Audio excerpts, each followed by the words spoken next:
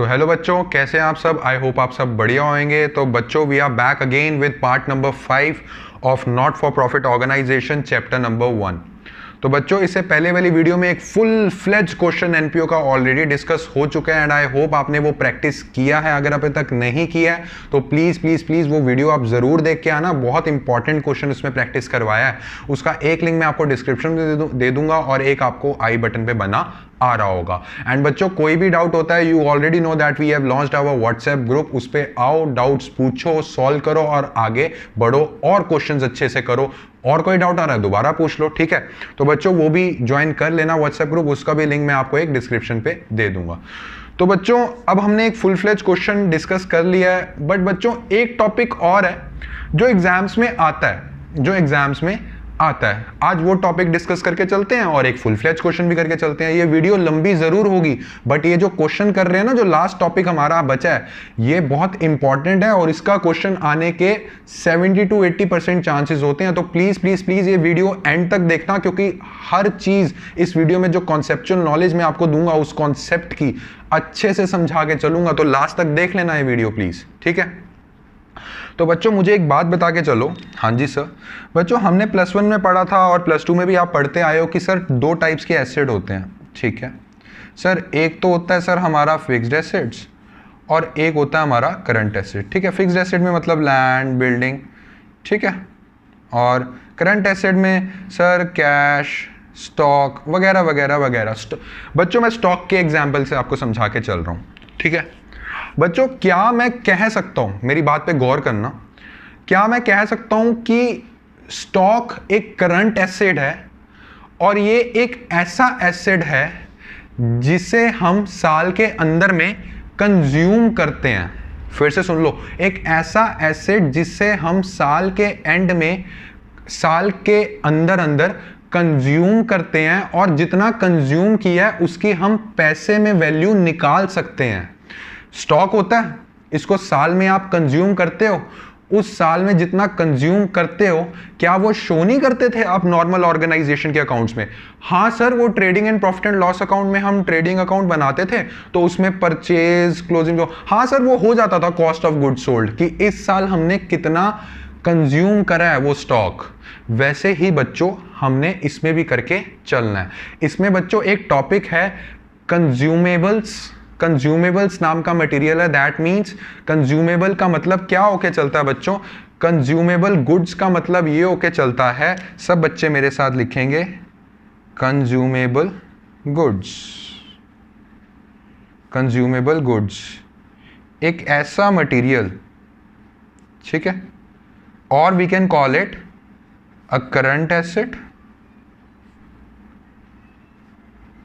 Which is consumed and कितना consume करा है उसकी हम वैल्यू निकाल सकते हैं। And consumption value can be calculated. That means हमने कितना कंज्यूम किया और उस ईयर में कितना कंज्यूम किया उसकी कंजम्पशन वैल्यू हम निकाल सकते हैं। For example stock. क्या बेटा आप लैंड एंड बिल्डिंग को इस चीज में, कंज्यूमेबल गुड्स में इन्वॉल्व कर सकते हैं? सर लैंड एंड बिल्डिंग को हम यूज तो करते हैं, बट सर उसकी वैल्यू थोड़ा ना निकाल सकते हैं कि कितना यूज किया है। फॉर एग्जांपल मेरी एक फैक्ट्री है, उसको मैं 1 साल में यूज कर रहा हूं, तो आप क्या ये निकाल सकते हैं कि मैंने 50,000 रुपए की फैक्ट्री यूज कर ली? ऐसे थोड़ी ना बोलते हैं। हाँ सर, मैं स्टॉक को बोल सकता हूं, मेरे पास जो मटेरियल पड़ा है, मेरा करंट एसेट, मैं उसको बोल के चल सकता हूं कि हाँ ये मैं इतना यूज करा है इस साल और इसकी वैल्यू इतनी है। तो मुझे फटाफट से बता के चलो बच्चों, जितना मैंने साल में यूज किया है और उसकी एक्सपेंस, उस पर जितना खर्च हुआ है, अगर वो मुझे पता लग जाए तो बच्चों हम क्या करेंगे? Profit and loss, trading and profit and loss account में डालते थे, वैसे ही एनपीओ में इनकम एंड एक्सपेंडिचर अकाउंट में क्या डालेंगे बच्चों कि इतना मटेरियल हमने कंज्यूम किया है, उसकी एक्सपेंस इतना हुआ है। इसका मैं आपको एग्जांपल दे देता हूं बेटा। मान लो आपके पास ओपनिंग स्टॉक होता था, आपको अब थोड़ा रिवाइज करवा रहा हूं मैं +1 का। मान लो आपके पास ओपनिंग स्टॉक होता था, आप थोड़ा बहुत परचेज भी करते थे। हाँ सर, करते थे परचेज। उसमें से बेटा अगर आप क्लोजिंग स्टॉक माइनस कर देते थे तो बेटा आपके पास क्या आ जाता था? मान लीजिए मेरे पास 100 रुपए का मटेरियल पड़ा हुआ था, सर मैंने 10 रुपये का परचेज कर लिया, टोटल मटेरियल कितना हो गया 110, मेरे पास 100 रुपीज़ का मटेरियल था, उसमें मैंने 10 परचेज कर लिया। एंड सर क्लोजिंग स्टॉक का मतलब होता है एंड में कितना बचा था, सर मेरे पास 50 एंड में बचा था। तो बच्चों अल्टीमेटली मैंने कितना कंज्यूम किया, 110, 110 में से 50 माइनस कर दोगे 60, इतना मैंने कंज्यूम किया। ऐसे गुड्स को बोलते हैं बेटा कंज्यूमेबल गुड्स। बेटा तो ये 60 कहाँ जाएगा, sir income and expenditure account में जाएगा। और बेटा क्लोजिंग स्टॉक आप सब समझते हैं कि है तो एसेट ही ना, चाहे करंट एसेट हो चाहे फिक्स एसेट हो, है तो एसेट ही ना। कहाँ जाएगा, ये जाएगा हमारा एसेट साइड पे। इतना कॉन्सेप्ट समझ में आया, यस और नो? हाँ सर इतना हमें समझ में आ गया। एक छोटा सा क्वेश्चन ट्राई करते हैं, उसके बाद एक फुल फ्लेज वाला क्वेश्चन करेंगे, ताकि ये क्वेश्चन इसलिए करवा रहा हूं ताकि आपको कॉन्सेप्ट दिमाग में बैठ जाए, ठीक है। तो बच्चों एक क्वेश्चन आ रहा है आपकी स्क्रीन के सामने, प्लीज इसको पढ़ लो एक बार। क्या कहता है, कहता है how will you deal with the following items while preparing the final accounts of a club. बेटा रिसिप्ट एंड पेमेंट अकाउंट दिया होता है, इनकम एंड एक्सपेंस और बैलेंस शीट बनाना होता है। ये बात तो अभी तक आपको पता लग गई होगी क्योंकि इतनी वीडियोस में मैं यही करवाता आ रहा हूँ। तो इसका मतलब ये है कि इनकम एंड एक्सपेंडिचर और बैलेंस शीट बनानी है, ठीक है। आपको क्या दिया हुआ है, कहता है स्टॉक ऑफ स्टेशनरी 1 अप्रैल 2016 को 4000 दे रखा है। एक बार ये देख लो कौन सी ईयर्स की बुक बना रहे हैं। ये बेटा हम बना के चलेंगे 1 अप्रैल 2016 से 31 मार्च 2017, ये हम बनाएंगे 16-17 की बुक्स बन रही हैं, ठीक है। तो कहता है स्टॉक ऑफ स्टेशनरी दे रखी है 1 अप्रैल को इतनी और 31 मार्च को इतनी। क्रेडिटर्स फॉर स्टेशनरी दे रखा है 7200 इतना ओपनिंग बैलेंस और 5400 दे रखा है closing balance. Amount paid for stationery during the year 2016-17 is ₹25,000। कुछ भी इसमें डरने वाली बात है ही नहीं, ठीक है। इस क्वेश्चन को ना बेटा आप दो तरीके से कर सकते हो, ठीक है। मैं आपको समझाऊंगा फिर आपको बताऊंगा, चाहे ऐसे कर लो चाहे ऐसे कर लो। फर्स्ट ऑफ ऑल बेटा नॉर्मल मैं आपको बता के चल रहा हूं कि हाँ इनकम एंड एक्सपेंडिचर अकाउंट बना लो, ठीक है। ये तो पता ही है, ये तो सर बनता ही है, इसमें बताने की क्या जरूरत है सर आपको। और एक बेटा इसके नीचे क्या आएगा, बैलेंस शीट। और बैलेंस शीट कौन से, 2017, और इनकम एंड एक्सपेंडिचर अकाउंट भी 2017। ओके, ये बैलेंस शीट हमारी बन गई, ठीक है। आपने +1 में पढ़ा होगा एडजस्टमेंट्स में, किसी अकाउंट की 2 या 2 से ज्यादा इंफॉर्मेशन दे रखी है तो उसका एक सेपरेट अकाउंट बना लो, उसका एक सेपरेट अकाउंट बना लो। इस क्वेश्चन में बेटा क्या गिवन है, एक बार दोबारा पढ़ो। कहता है स्टॉक ऑफ स्टेशनरी मतलब कि कंज्यूमेबल गुड्स है sir, opening stock closing stock दिया हुआ है, और नीचे दे रखा है क्रेडिटर्स फॉर स्टेशनरी, मतलब हम स्टेशनरी किसी से परचेज करते हैं ना तो उधार पे करते हैं, तो क्रेडिटर्स का भी बैलेंस दे रखा है। क्यों ना सर, क्यों ना हम इनका अकाउंट्स बना ले, फिर देख लें कितना बैलेंसिंग बना है, उसके बाद सर जो समझ में आएगा आप हमें बता ही देंगे, ठीक है बच्चों। ऐसा करो, इसका ना अकाउंट्स बना लो, ठीक है। सो पहला अकाउंट्स हम बना के चल रहे हैं बच्चों, समझना बात को। पहला हम अकाउंट बना रहे हैं क्रेडिटर्स अकाउंट, मतलब जिनको हमने पैसे देने हैं उनका account, creditors for stationery account. Okay, ये मैं टी शेप में बना रहा हूं, आप प्रॉपर अकाउंट मेंटेन करके चलना। और दूसरी चीज हम मेंटेन करके चल रहे हैं स्टॉक, मैंने आपको बोला stock for stationery, okay account. अब कुछ नहीं करना, ये आप सभी चीजें +1 में पढ़ के आ चुके हैं। चुपचाप देखो स्टॉक ऑफ स्टेशनरी कितना दे रखा है, सर ओपनिंग बैलेंस दे रखा है 4000 बच्चों। एसेट का ओपनिंग बैलेंस कहां आता है, सर यहां आता है।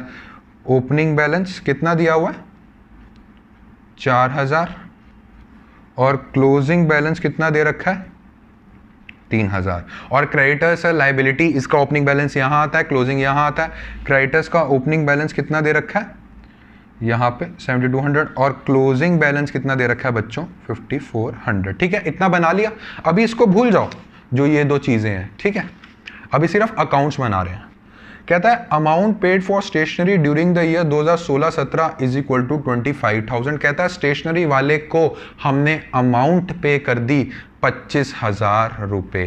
दैट मीन्स स्टेशनरी वाला कौन है, क्रेडिटर्स, इसको हमने अमाउंट पे कर दी। तो फटाफट से बताओ बच्चों क्या एंट्री होगी, सर क्रेडिटर्स खड़े हुए थे अब अमाउंट पे कर दी, सर क्रेडिटर्स को उल्टा कर दो, creditors account debit to bank account. Okay, कर दो entry to bank account, payment made. कितना है बच्चों तो बैंक अकाउंट में कितना है 25,000। अब मेरे बच्चों इसको रीड करना सीखो, रट्टा नहीं मारना, शुद्ध देसी कॉमर्स चैनल पे इसको रीड करना सीखो। कहता है 7200 रुपये 7200 रुपीज हमने देने थे, ठीक है, उसमें से 7200 रुपीज हमने देने थे, उसमें से 5400 का अभी भी बैलेंस बचा हुआ है, ठीक है। और इस साल हमने 25,000 रुपये 16-17 के पैसे दे दिए। ये देने के बावजूद भी अभी ये बैलेंस बचा हुआ है। दैट मीन्स बच्चों यहां जो बैलेंसिंग फिगर आ रहा है कितना 23,200, वो हमने स्टॉक ऑफ स्टेशनरी और खरीदा है। समझ में आई बात? हमने ओपनिंग बैलेंस कितना देना था 7200, क्लोजिंग में 5400 बैठा हुआ है, 25,000 रुपए की हमने पेमेंट कर दी। दैट मीन्स ये जो 23,200 है इसका हमने और खरीदारी करी है। तभी बच्चों ये 25,000 देने के बावजूद भी मेरे पास 5400 अभी भी आउटस्टैंडिंग है। दैट मीन्स बच्चों ये कौन सा बैलेंस हुआ, ये हमने स्टॉक ऑफ स्टेशनरी खरीदा है। तो एंट्री क्या हुई होगी बच्चों, stock of stationery account debit to creditors. So stock of stationery, ठीक है, इसको क्लोज कर सकते हैं हम। यस सर, ये तो हमें पता है, हम तो लेजर अकाउंट में पढ़ के आ रखे हैं सर, ये बताने वाली बात नहीं थी, बट थैंक यू सर आपने हमें बता दी। तो बच्चों स्टॉक ऑफ स्टेशनरी अकाउंट आपने यहाँ बना रखा है ना? हाँ सर, हमने जब स्टॉक परचेज करके चलते हैं बेटा तो कहाँ एंट्री आती है सर? यहाँ एंट्री आती है, और आप एंट्री मैच भी कर सकते हैं। एंट्री क्या थी? Stock of stationery account debit to creditors account. अब इसको यहाँ ट्रांसफर कर दो, stock of stationery account debit to creditors account 23,200। अब इसको पढ़ना सीखो। ये क्या कह रहा है बच्चों? ये बोल के चल रहा है कि 4,000 का स्टॉक मेरे पास पड़ा हुआ था, 23,200 का मैंने और ले लिया, और लास्ट में मेरे पास क्लोजिंग स्टॉक 3,000 का बचा हुआ था। दैट मीन्स जो ये वाला बैलेंस आया है बच्चों, ये आपने यूज कर लिया इस साल, ये आपने कंज्यूम कर लिया इस साल। तो जो हम चीज कंज्यूम करते हैं उसको हम trading and profit and loss account, oh sorry हम तो एनपीओ पढ़ रहे हैं, उसको हम इनकम एंड एक्सपेंडिचर अकाउंट में लिखते हैं। जो चीज इस साल हमने कंज्यूम करी, अभी 5 मिनट पहले मैं समझा चुका हूं, जो चीज इस साल कंज्यूम करेंगे वो कहां आएगी? इनकम एंड एक्सपेंस अकाउंट में। सो इसको लिख दो इनकम एंड एक्सपेंडिचर अकाउंट। ये हमारा आया है बैलेंसिंग फिगर, ठीक है, और यहां पे भी ये हमारा आया था बैलेंसिंग फिगर। तो बेटा इसका टोटल कर दो, कितना बना 27,200 एंड 27,200। ओके, इतना समझ में आया? यस और नो? हाँ सर इतना मुझे समझ में आ गया। कुछ नहीं करना बेटा, कुछ भी नहीं करना। इस साल हमने कितना यूज करा है, इनकम एंड एक्सपेंस अकाउंट में डाल दो। टू किस नाम से डालोगे बच्चों? To stationery consumed. Okay, to stationery consumed. कितनी कंज्यूम कर ली हमने इस साल? 24,200। 24,200, ठीक है, इतनी हमने यूज कर ली। और दूसरी चीज, हमारा स्टॉक कितना बचा हुआ है बच्चों? क्लोजिंग स्टॉक हमारा 3,000 है sir. Closing stock asset sir, ये हमारा बैलेंस शीट में आएगा, तो यहां लिख दो स्टॉक ऑफ स्टेशनरी। कितने से लिखोगे? 3,000 से। और बच्चों क्रेडिटर्स भी तो पड़े हैं ना? हाँ सर 5400 के हमारे क्रेडिटर्स खड़े हुए हैं अभी भी। इसको बच्चों आप लिख दो क्रेडिटर्स, ठीक है, फॉर स्टेशनरी, इसको लिख लो 5400, ठीक है। समझ में आया कि नहीं आया? अब बहुत से बच्चे बोलेंगे नहीं सर आपने पहले बोला था कि ये मेथड 2 पोर्शन से होएगा। बच्चों मेथड तो 2 पोर्शन से होगा, उसमें से एक मेथड तो मैंने आपके सामने पेश कर दिया कि अकाउंट्स बना लो क्रेडिटर्स के और स्टॉक का अकाउंट बना लो, और जितना भी आपके पास बैलेंसेस आ रहे हैं उसको इस हिसाब से यहाँ पे एडजस्ट कर दो। बट बच्चों इसका मेथड एक और है। बट अगर आप मेरी बात मानो, अगर आप शुद्ध देसी कॉमर्स वालों की बात मानो, मैं कहूँगा कि इस मेथड से करो। क्यों? क्योंकि ये मेथड ज़्यादा ईजी है। अलग से अकाउंट बना लो, उसके अंदर बैलेंसेस आ जाएंगे, यहाँ ट्रांसफर कर दो। बट बहुत से बच्चे बोलेंगे नहीं सर बुक में तो एक और अल्टरनेटिवली वाला मेथड हमारे पास लिखा हुआ है। तो बच्चों उससे भी करके चलते हैं ताकि आपके मन में कोई वो ना रह जाए कि सर ने हमें हमारा मेथड नहीं करवाया। बच्चों उस मेथड से करके चलते हैं। ये मेथड हो गया आपका। उस मेथड में बच्चों आपने कुछ नहीं करना है, इनकम एंड एक्सपेंडिचर अकाउंट तो सर हमारा बनेगा ही बनेगा, ओके, इसमें ये हो जाएगा और यहाँ पे हमारा आता है बैलेंस शीट, ठीक है। उसमें आपने बना लेने हैं वर्किंग नोट्स। अब पढ़ना शुरू करो। कहता है amount paid for stationery during the year 2016-17। जिस बच्चे को पहला वाला मेथड समझ में आ गया वो उस मेथड से कर ले, जिसको ये मेथड से समझना है वो ये मेथड से कर ले, ठीक है, पर देख जरूर लो दोनों मेथड्स। तो बेटा वो क्या बोल के चल रहा है कि 25,000 रुपये हमने 2016 और 17 में पे कर दिए, amount paid for stationery during the year 2016-17। But बच्चों इनकम एंड एक्सपेंडिचर अकाउंट में कौन सा खर्चा आता है सर? हमने खर्चा पे कर दिया, बहुत अच्छी बात है, क्या वो खर्चा इसी साल से रिलेटेड था? वो हम आगे पढ़ते हैं। ये कह के चल रहा है कि 25,000 जो हमने 2016-17 में दिए हैं, इसमें से क्रेडिटर्स फॉर स्टेशनरी 7200 जो पिछले साल को क्रेडिटर्स को देना था ना पैसा, इसमें वो भी इंक्लूडेड है। तो बच्चों हम इसमें 7200, दैट मीन्स ये आउटस्टैंडिंग है कौन से साल का? पिछले साल का। ये आ गया हमारा 2016 का, वो हम इसमें से माइनस कर देंगे, क्योंकि आप सब जानते हैं एक्रूअल बेसिस जो इस साल से रिलेटेड खर्चा है सिर्फ वो शो करना है, ठीक है। उसके बाद वो बोल के चल रहा है 5400 क्रेडिटर्स फॉर स्टेशनरी आउटस्टैंडिंग खड़े हुए हैं जो हमने इस साल का खर्चा था बट हमने नहीं दिया, तो बेटा उसको हम करेंगे ऐड, ओके, आउटस्टैंडिंग 2017। उसके बाद ये बोल के चल रहा है कि 4,000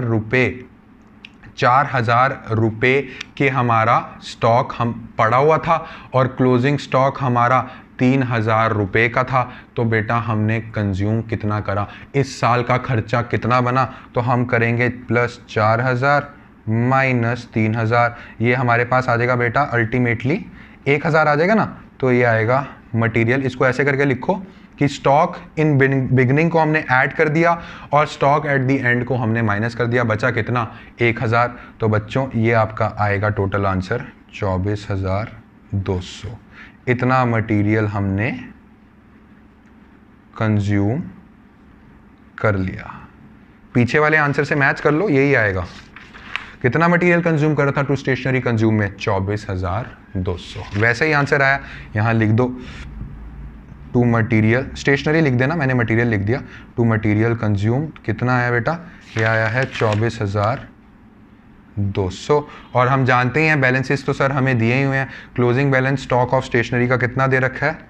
स्टॉक ऑफ स्टेशनरी हमें दिया हुआ है 3,000 और क्रेडिटर्स फॉर स्टेशनरी का क्लोजिंग बैलेंस कितना दे रखा है? 5,400। चाहे बेटा आप इस मेथड से कर लो, अलग अलग अकाउंट्स बना के, जो मैं पर्सनली बोल रहा हूँ इसी मेथड से करना, लॉजिकल और अच्छा लगेगा आपको। लॉजिकल वो भी है बट उसमें ना इतनी चीज़ें क्लियर नहीं हो रही, इसमें सारी चीज़ें दिख रही हैं अकाउंट्स बना के, है ना। चाहे आप इस मेथड से कर लो और यहाँ लिख ज़रूर देना कि working note number 1 working note में मैंने ये शो कर दिया है, ठीक है। समझ में आई है बात? हाँ जी सर समझ में आ गई। तो चलिए बच्चों अब इसी पे ही हम सॉल्व करके चलते हैं एक फुल फ्लेज क्वेश्चन। सो बच्चों एक क्वेश्चन करके चलते हैं एंड आपकी स्क्रीन के सामने एक क्वेश्चन आ रहा होगा। ये एक फुल फ्लेज क्वेश्चन है इंक्लूडिंग दैट पॉइंट जो अभी हम समझ के चले हैं। आराम से करेंगे, दिमाग ठंडा रख के, और इस क्वेश्चन को एंड तक देखना, कोई पार्ट स्किप मत करना क्योंकि फिर एक पार्ट छूट गया फिर समझ नहीं आएगा आप लोगों को, ठीक है। कहता है from the following receipts and payment account of cricket club prepare करके चलो income and expenditure account for the year ended on 31 March 2014। हमें सर पता लग गया कि 2014 की हमें बुक्स बना के चलनी है, ठीक बात है। And a balance sheet as that date, ठीक है, हमें बैलेंस शीट भी बना के चलनी है। हमें दिया हुआ है receipt and payment account, already explain कर चुका हूँ कि R&P अकाउंट दिया होगा, आपको इनकम और बैलेंस शीट बना के चलना पड़ेगा।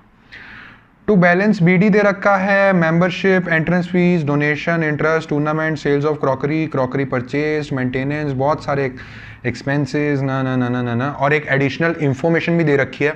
Monthly salaries ₹1,000, value of unused postage stamp, okay, stock of cricket material. अरे सर स्टॉक जो अभी पड़ा है, हाँ बेटा हाँ करेंगे। Areas of membership subscription on 31 मार्च 2013। बच्चा एरियार ऑफ मेंबरशिप सब्सक्रिप्शन का मतलब हमने रिसीव करनी थी बट रिसीव नहीं हो पाई, that means outstanding. And on 31 March 2014 की दे रखी है। Donation and entry fees are not to be capitalised. अरे सर ये बताने की थोड़ी ना जरूरत है, अगर डोनेशन स्पेसिफिक किसी चीज़ के लिए तभी तो कैपिटलाइज करेंगे, और एंट्री फीस अगर स्पेशली बोला हुआ है तभी कैपिटल नेचर की बनाते हैं, वरना सर वो तो रेवेन्यू ही है हमारी। ठीक है, जिसने पहले वाला क्वेश्चन सॉल्व किया हुआ है ना, इसलिए पहले वाली वीडियो का बैलेंस शीट वाला, उसके लिए क्वेश्चन कुछ भी नहीं है।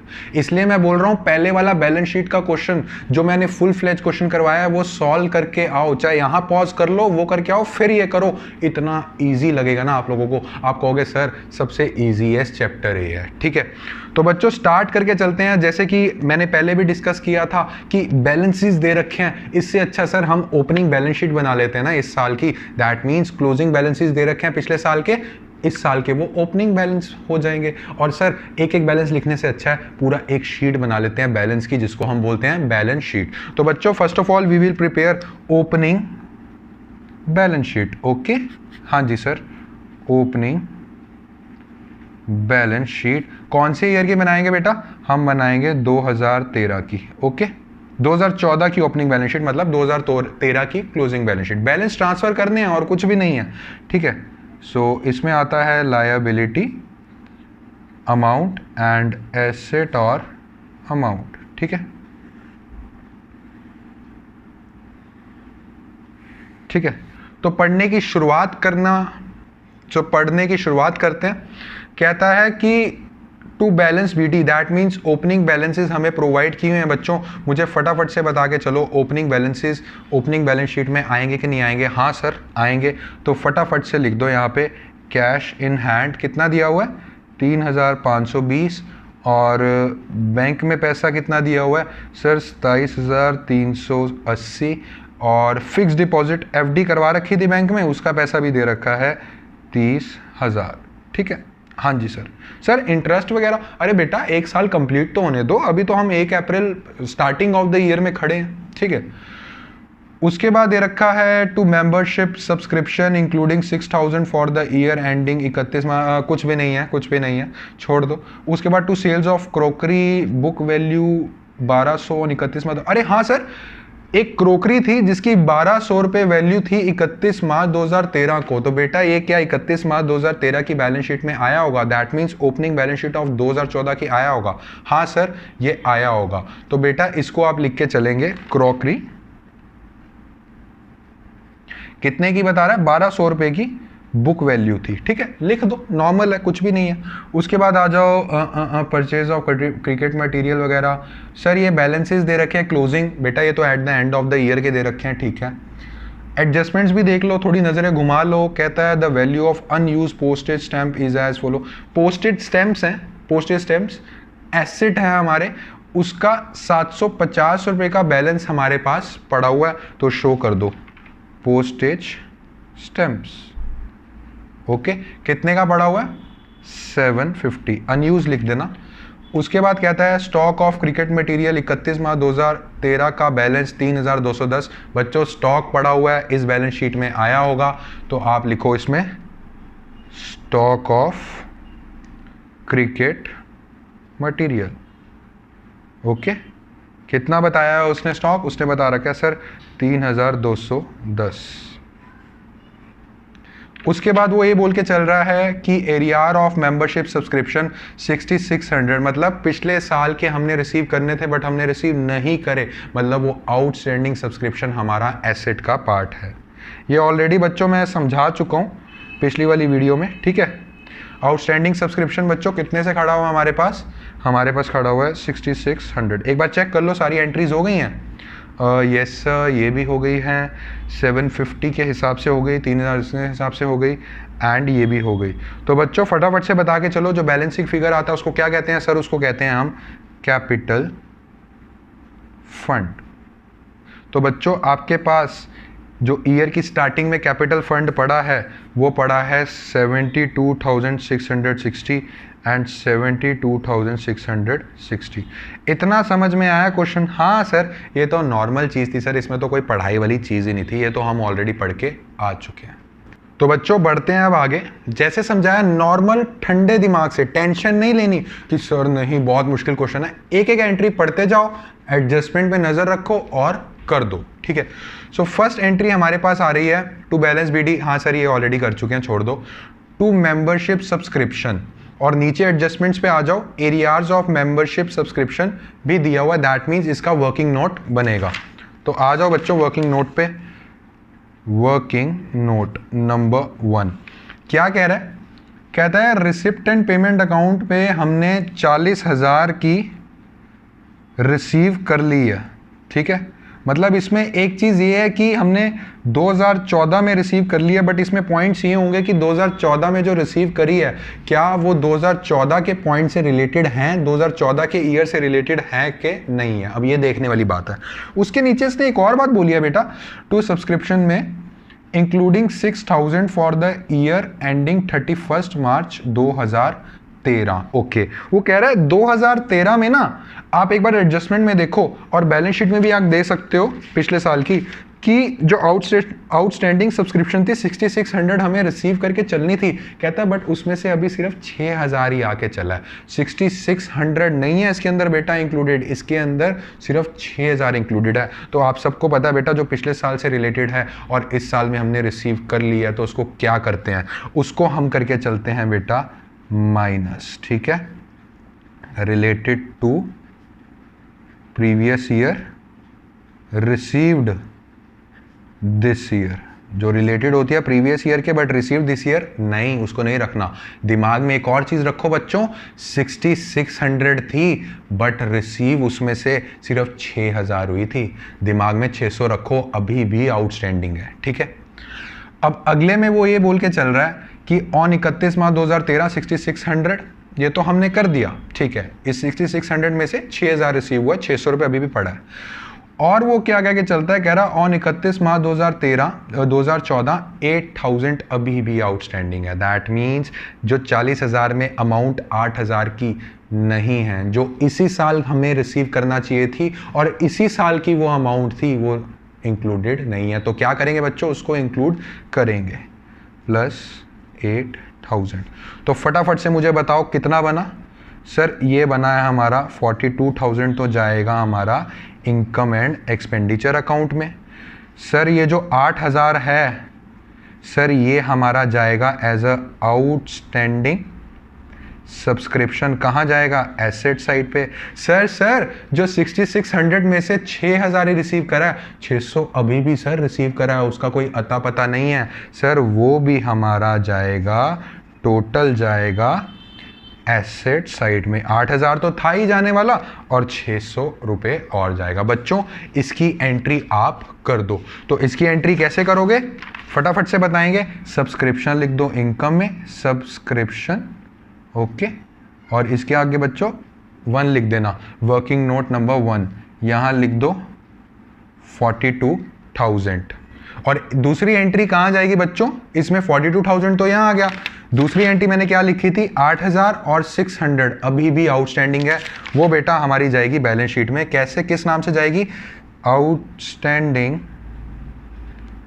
सब्सक्रिप्शन, ठीक है, इसमें जाएगी 8600, बस खत्म, और कुछ भी नहीं है बच्चों इसमें। चलो अब आगे बढ़ते हैं। कहता है एंट्रेंस फीस। सर हमें पता है, आपने बताया हुआ है कि जो एंट्रेंस फीस हमें रिसीव हुई है ना, उसको रेवेन्यू नेचर का शो करना है। फटाफट से बताओ क्या आएगा यहाँ पे। सर एंट्रेंस फीस कितने की आएगी बेटा, एंट्रेंस फीस 2750, और डोनेशन भी दे रखी है, डोनेशन ये कितने से आएगी, 5010, ठीक है। हाँ जी sir.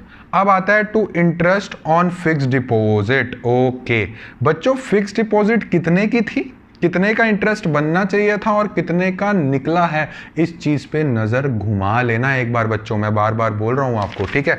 Working note number 2। Sir fix deposit हमारे साल के स्टार्टिंग में थी 30,000 रुपये, और सर इस पे हमें 6% इंटरेस्ट रिसीव होना है। तो बच्चों 30,000 का 6% कितना बनता है, 1800। बट बच्चों हमें रिसीव कितना हुआ है, उसने सीधा सीधा लिखा है कि हमें सिर्फ 900 रुपये रिसीव हुआ है। दैट मीन्स बच्चों इनकम एंड एक्सपेंडिचर अकाउंट में तो सर हम पूरा शो करेंगे, बट 900 रुपये जो हमें रिसीव नहीं हुआ उस पर अभी भी मेरा हक है, वो मुझे रिसीव होना चाहिए था, तो उसको मैं लिखूंगा इंटरेस्ट एक्रूड, वो जाएगी बैलेंस शीट में एसेट साइड। तो फटाफट से मुझे बताओ इसकी एंट्री क्या होगी।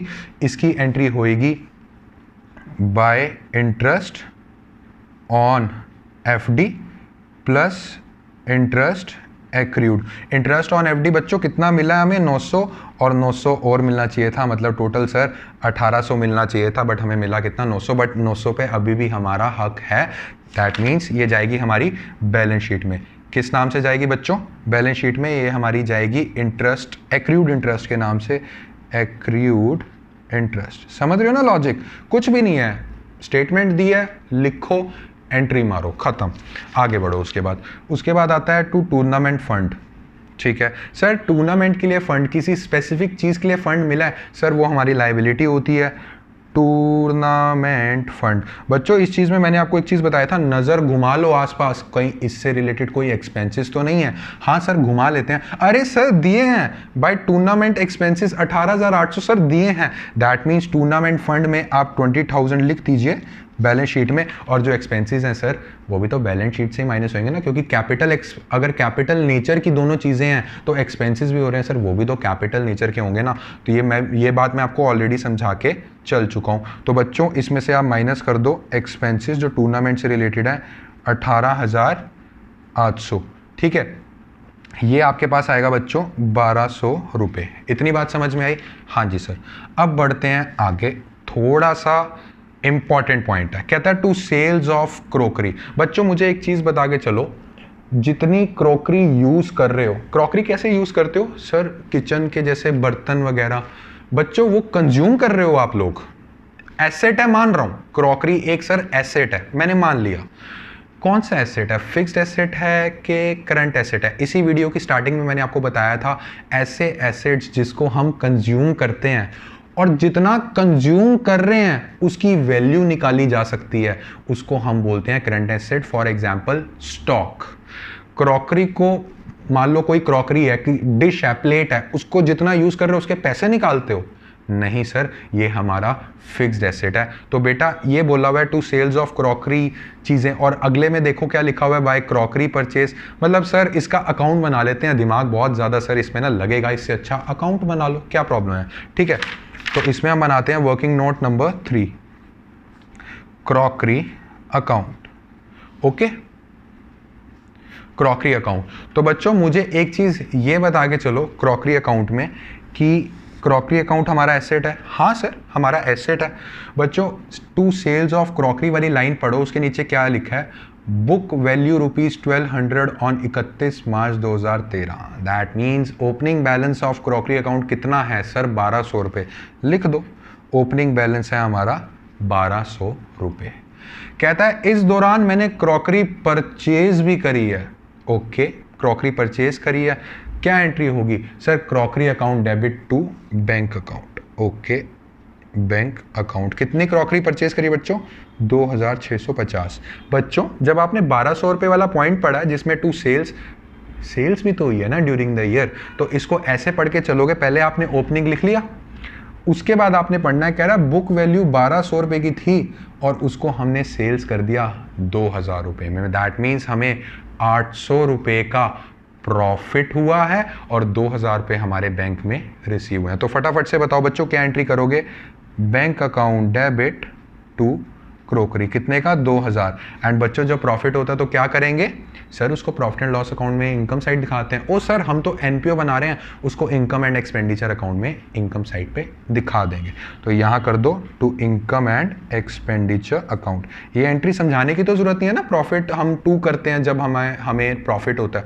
कितने का प्रॉफिट हुआ बच्चों, 1,200 की चीज़ थी, 2,000 में सेल कर दी, दैट मीन्स 800 रुपये का प्रॉफिट हुआ है। तो मुझे फटाफट से बता के चलो क्लोजिंग बैलेंस कितना बचा सर, क्लोजिंग बैलेंस बचा 2,650। इसमें से क्या क्या डिराइव हो रहा है सर, एक तो 800 रुपये का सर हमें प्रॉफिट हुआ है, that means income and expenditure account में डाल दो, और सर 2,650 का सर क्लोजिंग बैलेंस शीट में डाल दो एज अ क्रॉकरी। बच्चों ये कंज्यूमेबल गुड नहीं है, इसमें आप ये नहीं निकालोगे कि कितना कंज्यूम करा, इसमें नॉर्मल एक तरह से फिक्स्ड एसेट है, इतना आया, इतना सेल किया, लास्ट में इतना बैलेंस बचा, कंफ्यूज मत होना, ठीक है। तो वही करते हैं हम, प्रॉफिट में डाल देते हैं इनकम एंड एक्सपेंडिचर में, कितने का हुआ है, by profit on sale of crockery. कितने का हुआ बेटा, हमें हुआ है सर 800 रुपये का। और दूसरी एंट्री क्या करोगे, इसमें डाल दो आप वर्किंग नोट नंबर 3। और दूसरी एंट्री क्या डालोगे बेटा, दूसरी एंट्री सर हम बैलेंस शीट में डाल देते हैं, कितने का, क्रॉकरी के नाम से 2650। ठीक है, इतना समझ में आया? हाँ जी सर। अब बढ़ते हैं आगे। बाय क्रॉकरी परचेज, सर ये तो हो गया। बाय मेंटेनेंस, सर मेंटेनेंस का खर्चा हुआ है सर।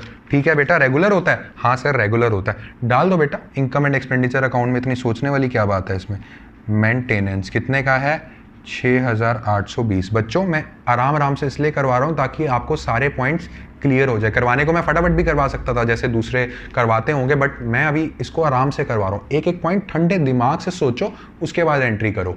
उसके बाद जब आप जैसे जैसे प्रैक्टिस करेंगे फटाफट करना शुरू हो जाओगे। ठीक है, उसके बाद आता है by match expenses. Sir match के एक्सपेंसेस होते हैं, ठीक है, इसके लिए देख लो कहीं मैच का फंड तो नहीं आया। नहीं सर नहीं आया हुआ, मैच एक्सपेंसेस हैं 13,240। अब बढ़ते हैं हम आगे। बाय सैलरी, बेटा देख लो कहीं सैलरी एडजस्टमेंट पे नज़र घुमा लो। हाँ सर मंथली सैलरी 1,000 रुपये है, बट सर अगर मंथली सैलरी 1,000 रुपये है, सर हमने सिर्फ 11,000 रुपये दिए हैं। बेटा इसका मतलब ये है कि आपने 12,000 की चीज़ देनी थी, सैलरी देनी थी, बट उसमें से सिर्फ 11,000 दिए। दैट मीन्स 1,000 आउटस्टैंडिंग है आप पे। तो इसकी एंट्री क्या करोगे बच्चों, टू सैलरी कितने की दी है, 11,000 प्लस आउटस्टैंडिंग कितने का है बच्चों, ये पूरा 12,000, क्योंकि इनकम एंड एक्सपेंडिचर अकाउंट में पूरा पूरा पैसा जो इस साल से रिलेटेड है वो शो होगा। और इसकी एंट्री क्या करोगे बच्चों, इसकी एंट्री आप डाल दोगे सैलरी में, किस नाम से, आउटस्टैंडिंग सैलरी, ये जाएगा बैलेंस शीट पे। ठीक है, कितने का है सर, 1,000 रुपये। चलिए आगे बढ़ते हैं। अब कहता है बाय कन्वेंस, सर खर्चा हो जाता है, रेगुलर वाला खर्चा है, डाल दीजिए, क्या टेंशन है।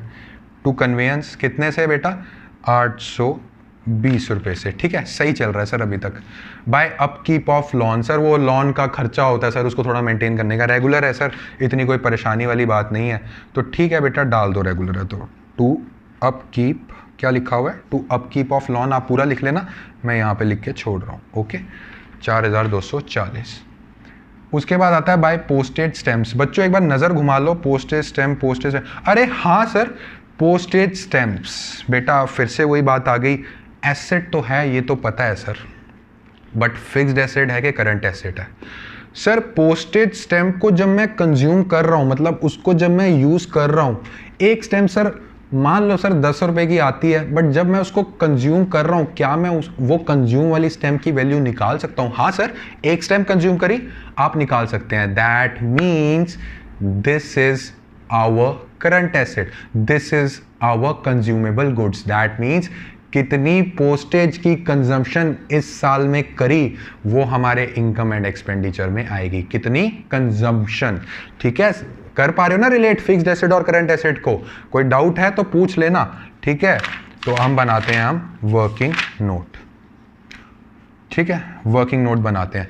इसके अंदर बच्चों मेरे को एक बात बताइए कि आपको पोस्टेज स्टैम्प का अकाउंट बनाना है, ये बात तो क्लियर है। ओके, क्या इसके बैलेंसेस दे रखे हैं? हाँ सर इसके बैलेंसेस दिए हुए हैं। कहाँ कहाँ दिए हैं बच्चों? सर एडजस्टमेंट पे चेक कीजिए। हाँ जी कर लो। पोस्टेज स्टैम्प हमारा एक तरह से क्या होता है, एसेट होता है। ओपनिंग बैलेंस कितना दिया है बच्चों? ओपनिंग बैलेंस दिया हुआ हमें 750 और क्लोजिंग बैलेंस हमें दे रखा है 900। इसमें तो कोई दिक्कत नहीं है, ओपनिंग बैलेंस दे रखा है इतना और क्लोजिंग बैलेंस दे रखा है हमें इतना। वो कह के चल रहा है कि पोस्टेज स्टैम्प्स हमने 1,050 रुपये के खरीद लिए। फटाफट से एंट्री बताओ क्या होगी? सर इसमें सीधा सीधा एंट्री कर लो, postage account debit to bank account, to bank account कितने से बच्चों? 1050। अब फटाफट से बता के चलो बच्चों, यहाँ जो बैलेंसिंग फिगर आया है वो कितना आया है? सर यहाँ बैलेंसिंग फिगर ना 900 रुपये आएगा। पता है, ये चीज़ तो पता है मुझे यहाँ आएगा, बट इसको रीड कैसे करोगे? सर 750 रुपये के पहले से पड़े हुए थे, 1,050 रुपये के सर खरीद लिए, लास्ट में सर 900 रुपये के बचे हुए थे, तो कंज्यूम कितने किए? 900 रुपये कंज्यूम किए। और कंजम्पशन वाले जो चीज़ होती है वो कहाँ लिख के चलते हैं बच्चों? हम लिखते हैं इनकम एंड एक्सपेंडिचर अकाउंट में। सो ये जाएगी इनकम एंड एक्सपेंडिचर अकाउंट में, ये वाली अमाउंट। ठीक है, और 900 गई इनकम एंड एक्सपेंडिचर में बच्चों, और बाकी का जो क्लोजिंग है वो कहाँ जाएगा बच्चों, वो जाएगा बैलेंस शीट में। फटाफट से कर लो इसकी एंट्री। टू पोस्टेज कितनी जानी थी सर, 900 रुपये। और सर इसका क्लोजिंग बैलेंस भी सर हमारा जाएगा एसेट साइड पे, ठीक है। अनयूज्ड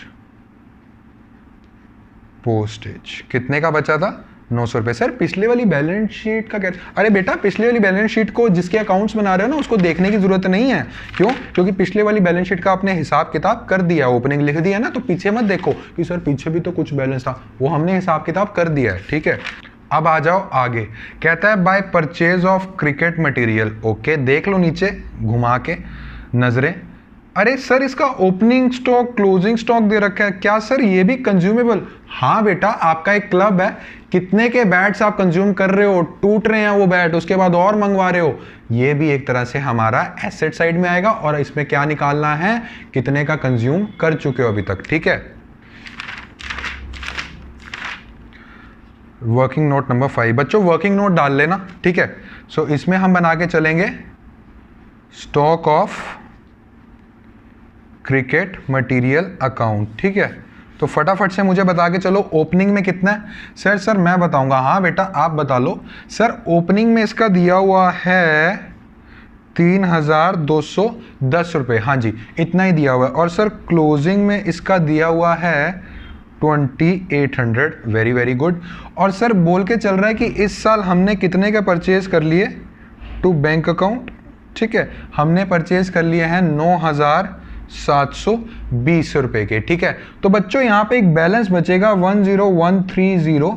फटाफट से मुझे बता के चलो ये बैलेंस किस चीज़ का बच रहा है। सर 3,210 के हमारे पास थे, 9,720 के परचेज कर लिए एंड एंड में हमारे पास बचे 2,800। दैट मीन्स हमने 10,130 के कंज्यूम कर लिए। तो इसको बच्चों क्या लिखोगे, by income and expense account, ठीक है।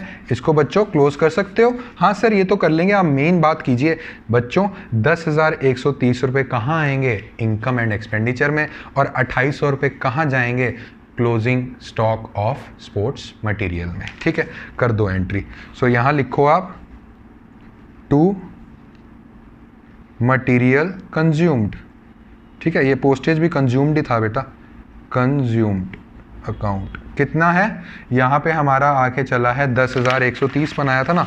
हाँ सर 10,130 था, 10,130। और बैलेंस शीट में बच्चों स्टॉक कितना आएगा, बैलेंस शीट में सर हमारा स्टॉक आएगा 2,800 रुपये का क्लोजिंग स्टॉक है। सो स्टॉक ऑफ स्पोर्ट्स मटेरियल 2,800 रुपये, ठीक है। अब बढ़ते हैं आगे, एक एक एंट्री आ रही है उसको करते जाओ।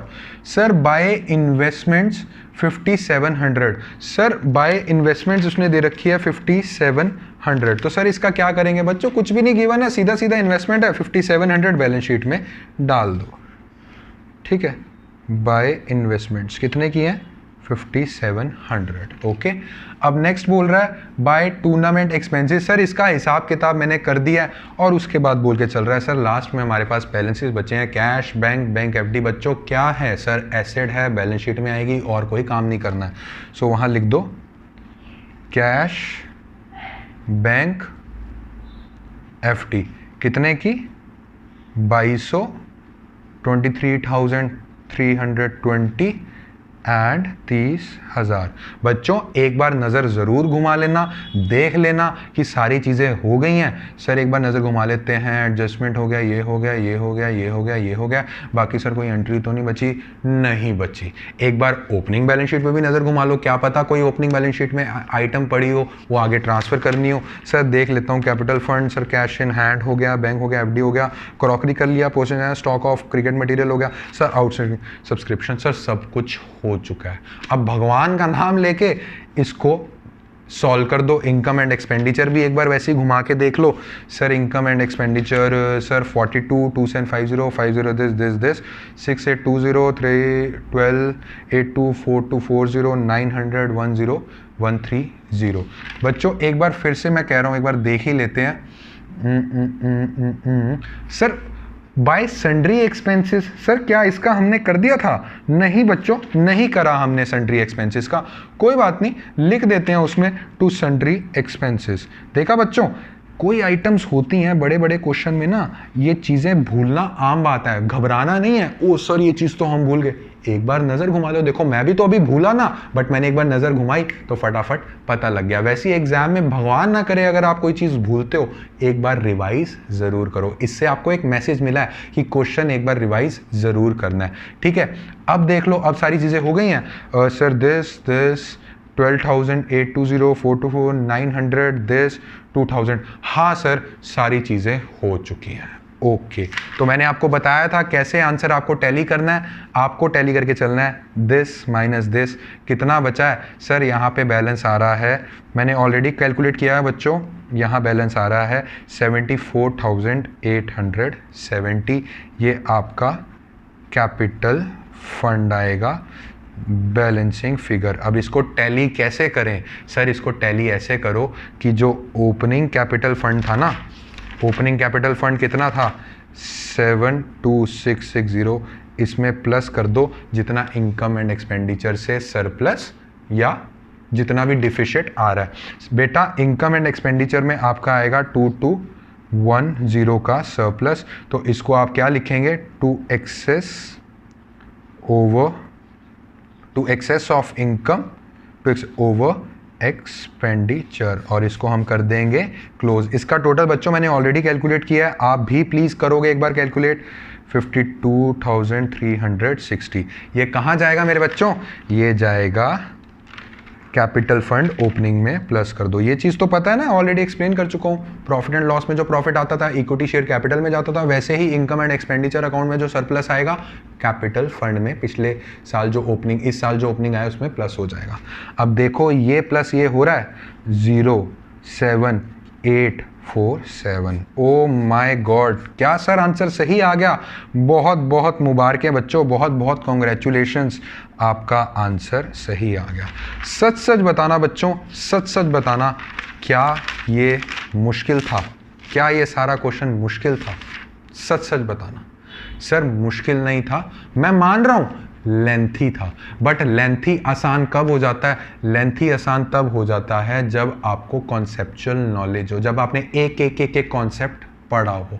तो बच्चों आज के क्वेश्चन में कोई भी अगर आपको डाउट आया है तो ज़रूर कमेंट सेक्शन में कमेंट कीजिएगा, और व्हाट्सएप ग्रुप का आपको पता ही हुआ है, ठीक है। तो आज आपका chapter income and expenditure account खत्म हो गया, क्योंकि सारे टॉपिक्स कवर हो गए हैं। अब आपका क्या काम है? अब आपका ये काम है क्वेश्चंस रिवाइज करना शुरू हो। ऐसा कोई भी टॉपिक नहीं है बच्चों जो मैंने ना करवाया हो, मैंने एक एक टॉपिक करवाया है आपका। अब आपको इसको रिवाइज करके चलना है। एंड बच्चों जो बच्चे हमारे साथ नए जुड़े हैं उनको मैं ये कहूँगा पीछे वाली वीडियो ज़रूर देख के आएँ और इस चैनल को सब्सक्राइब कर दें। एंड बच्चों आज का लेक्चर अगर आपको अच्छा लगा है तो do like, share and subscribe. और एक क्वेश्चन मैं होमवर्क के लिए दे रहा हूँ, प्लीज़ उस क्वेश्चन को ट्राई कर लेना। Okay, thank you.